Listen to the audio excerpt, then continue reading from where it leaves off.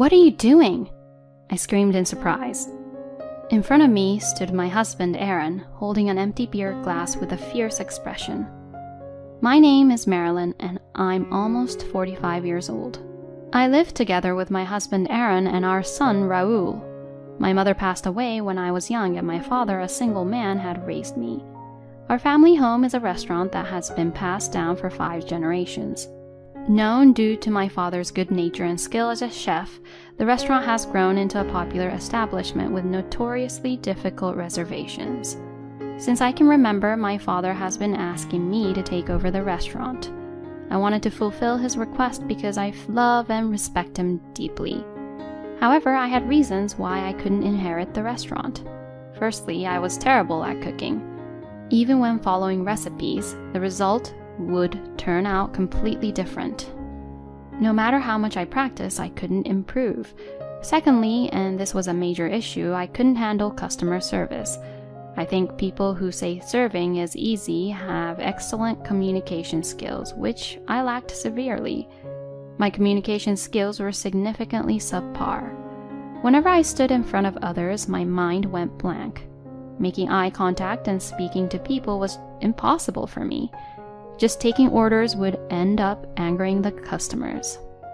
After helping out at the restaurant multiple times, I realized I was causing inconvenience by being there. I realized that I lacked the talent for customer service. With that in mind, I started considering the possibility of being useful behind the scenes. I enrolled in a business school to learn about management. That's where I met my current husband.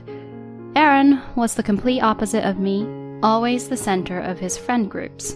I guess this is what they mean by having high communication skills. I always watched Aaron from afar with this thought in mind. Being socially awkward, I was naturally alone at university, but I didn't mind. However, being alone seemed to attract attention, and "We're going out for drinks with everyone. Want to come along? If it's not possible, that's okay, but if you can, definitely join us." That's how Aaron approached me. Later, I heard from Aaron that he had been curious about me. "You were always alone, right? And you were constantly watching me. But you never approached me or anything. That's why I got really curious." That's what Aaron said. And no, it's not like I was watching you with the intention of talking to you. I was just watching you because I couldn't approach you. I said that, surprising him. It seemed like Aaron couldn't understand my behavior, but I could understand what Aaron was saying. A lonely woman constantly glancing in his direction. Of course, that would pique his interest. I declined the invitation for drinks, but it became an opportunity for us to start talking and gradually become closer. Aaron had a similar background to mine, but he has siblings. "My older brother will inherit the family business, so I don't really need to study management. Well, it's just a precautionary measure, I guess," he said with a shy smile. I had an even better impression of him as a caring and family-oriented person. Aaron would talk about anything, so I also became comfortable sharing my thoughts.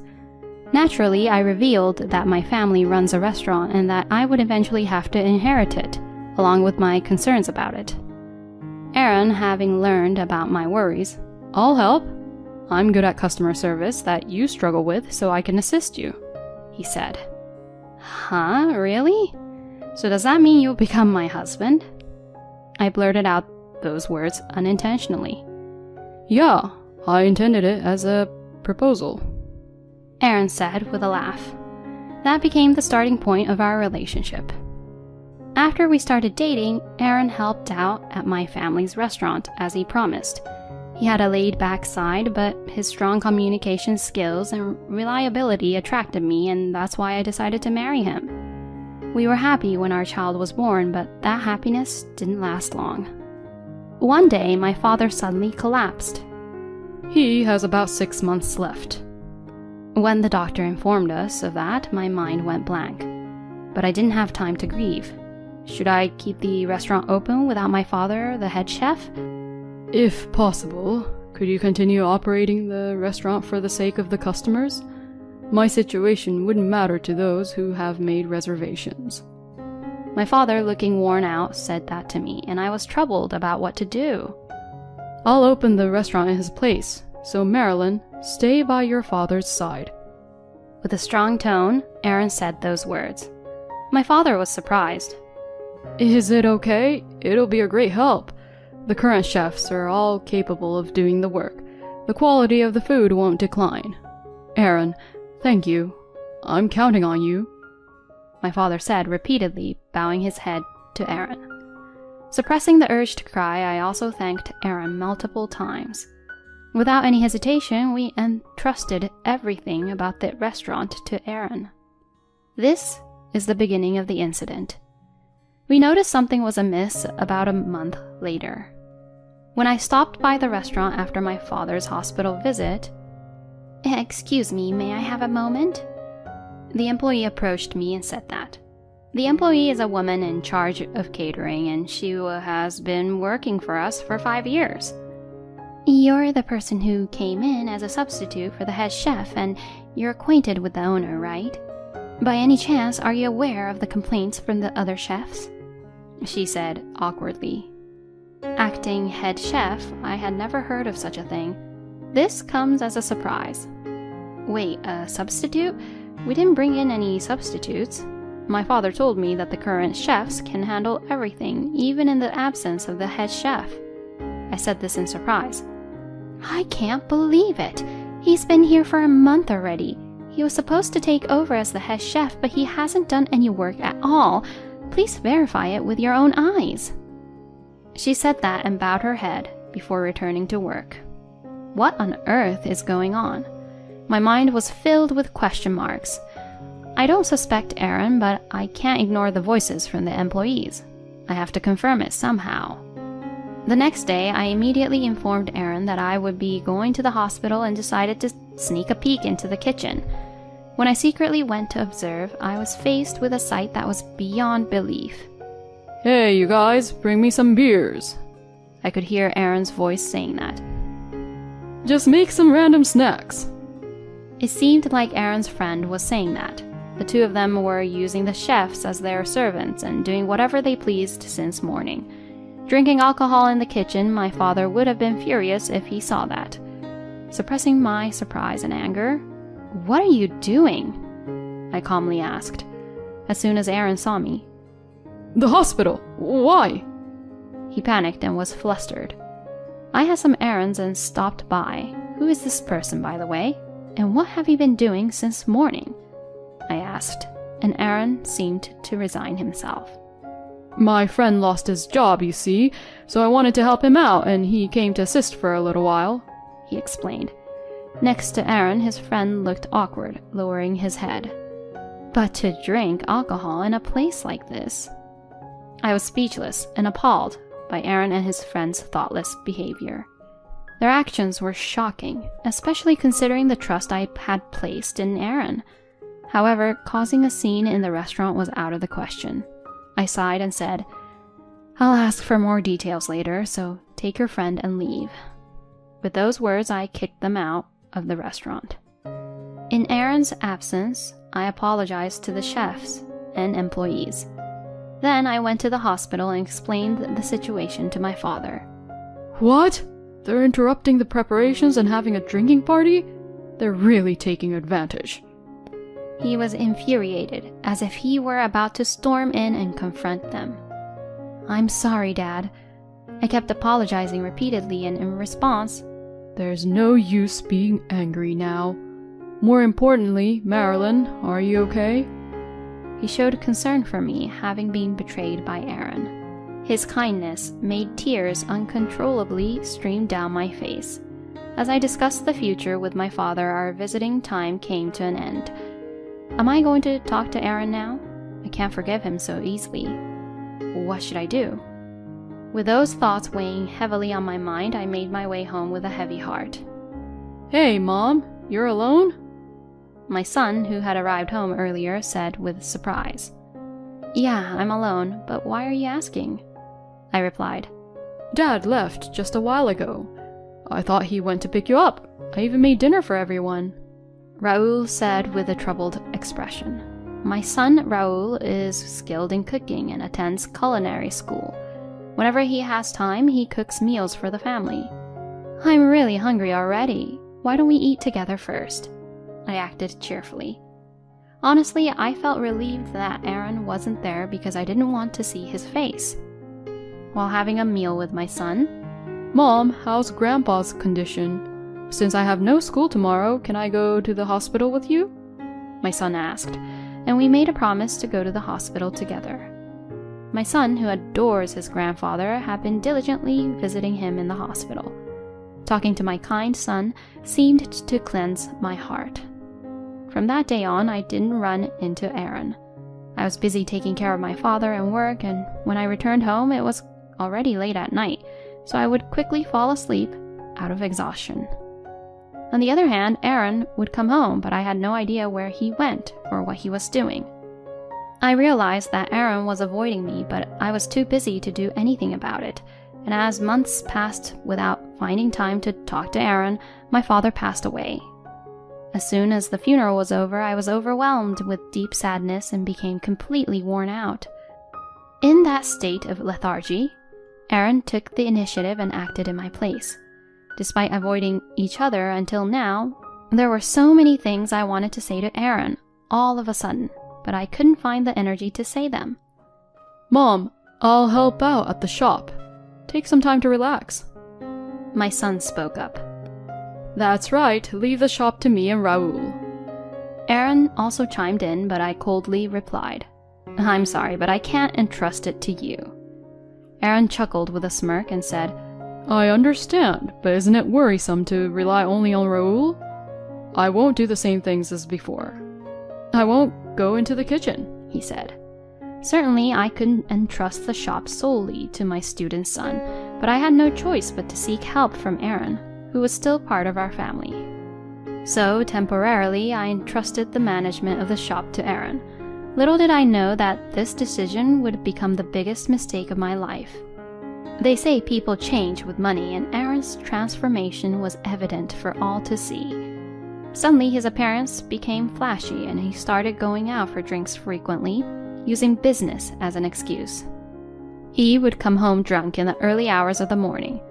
When I would reprimand them, he replied, Shut up! Building connections with fellow professionals is also about attracting more customers. It's absurd for you to complain when I'm doing it for the sake of your shop, he retorted, getting defensive. But things have been strange lately. Even the clothes you're wearing now, all of them are branded. I pointed out his careless spending. Listen, you can't represent a long-standing establishment looking shabby. I'm considering the brand image of your shop. With a sigh that showed his annoyance, Aaron continued. If you don't pay attention to these things, you'll go under, he said. Those words left me exasperated. My father managed to run the shop successfully without dressing up like that, I replied. Then Aaron, Huh? Your father is just a chef. He's a novice when it comes to running a business with cooking as his only skill, he said, belittling my father. Aaron pulled a beer out of the fridge and poured it into a glass. Do you even understand the current situation? I'm working in your place, you know. Instead of complaining, you should be grateful, he said, looking down on me. Are you serious? I asked. Just think about it. When you were involved in running the business, you couldn't have this kind of lifestyle, right? I have a better sense of management. I feel sorry for your father, too. He couldn't enjoy himself before he passed away. Saying that, Aaron laughed and gulped down the beer. Watching him, all the blood drained from my head. I felt a rage so intense that my vision darkened. Sense of management? Cut it out already. I've been handling the bookkeeping for a long time, so I'm well aware of the business situation. Where on earth is all this disposable income coming from? Have you been touching the shop's money? And as soon as I questioned him, Shut up! Aaron shouted angrily. At the same time, I became drenched. What are you doing? I screamed, not understanding what had happened. Aaron raised his voice. Who's responsible for our luxury? If you don't like it, then get out! He stared at me with a terrifying expression. In shock, I stood frozen in place. Mom, are you okay? my son said while running up to me. I finally understood the situation when I saw that Raoul had a towel in his hand. Aaron had poured beer all over me. As beer dripped from my hair and the scent of alcohol filled the air, I couldn't stop the tears of frustration. Dad, you've gone too far, my son said to Aaron. Do you think that's okay? You'll end up leaving too. Aaron smirked and tried to intimidate even our son. In that moment, as I tried to intervene, You should be the one to leave, my son said coldly. I was speechless and surprised at that statement from my normally mild-mannered son. Aaron was also upset by the unexpected turn of events. I said leave. And when my son said it again, Aaron's face turned bright red. You dare tell your own parent to leave? You're no longer my son, someone like you. Get out right now, immediately. Aaron shouted at our son, grabbing his arm and trying to drag him towards the entrance. However, our son easily shrugged off Aaron's grip and said, Just stop it already. You're the one who should leave. This is my home, he said. My husband's eyes widened and he froze in place. This house and the business are under my name. I received them as a gift from Grandpa while he was still alive. Upon hearing our son's words, Aaron furrowed his brows. What is this? What's going on? When did this... Aaron panicked, and our son calmly began to explain. While you were avoiding Mom, I discussed with Grandpa what could be done to protect the business and Mom. We came up with this plan to ensure Mom's safety, my son said. Aaron's face turned pale. Who do you think made it possible for you to grow this big? You're forgetting the favor I did in raising you. Aaron spat out his words. I haven't forgotten. I grew up because Grandpa and Mom worked hard for me. Isn't that right? My son calmly replied. What did you do for me, Dad? When it came to tuition fees and career choices, it was Grandpa and Mom who were there for me. You were in no position to tell me to leave. With relentless words from our son, Aaron hung his head and slumped his shoulders. And with an empty expression, he said, How is Marilyn going to run the business in such a situation? You're so reliant on me, yet all you do is talk back. If you apologize now, I'll forgive you. Come on, apologize quickly. He was pressuring us to apologize. Apologize? I was perplexed, but my son intervened. Mom, you don't need to apologize. It's Dad who should apologize. Mom, stay strong. His words snapped me out of it. You're right. I'm not in a state where I should apologize anymore. Saying that, I handed over a document. Huh? What's this? It's the divorce papers. In reality, after discussing the future with my father, I had gone to retrieve the divorce papers. I couldn't forgive being betrayed. But then my father said, You can get a divorce anytime. First, think carefully about your own happiness before making a decision. He advised me, and I had been thinking about it all this time. Finally, I had my answer. Please divorce me. When I said that, Aaron's face contorted and he replied, No way. You must be joking, right? He said. She's not the kind of woman who jokes about something like this. Aaron, you know my mom's personality better than anyone, right? He looked straight into Aaron's eyes. Aaron's face turned even paler than white at my words. As expected, Aaron threw a tantrum and refused to get a divorce. But I had anticipated this outcome. You spent some of the store's money. Did you know that you are guilty of embezzlement? If you won't agree to divorce, then let's fight to the end. When I conveyed my determination to Aaron, he reluctantly agreed to the divorce. The assets we shared as a couple were minimal. The property inherited by my son from his father was not subject to division, so we were able to protect the shop in our family home. As for Aaron, it seemed that he couldn't change his extravagant lifestyle that he had once adopted. He didn't make a serious effort to find a job, but instead accumulated more and more debt. Eventually, he got involved in dangerous activities and strayed from the right path. I have no idea where he is now, and I can't contact him. I don't really care, but I hope he's living a strong life somewhere. As for me, I have been helped by my son, employees, and customers around me. Thanks to them, I have managed to keep going.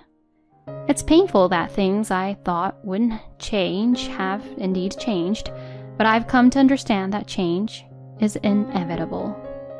It's through change that people can grow. With that in mind, I'm working hard on improving my weak point, which is customer service. I learned the hard way that relying on others for customer service resulted in a painful experience. I'll use that lesson to guide my future. From now on, I won't run away from things I can't do. I'll face them head on.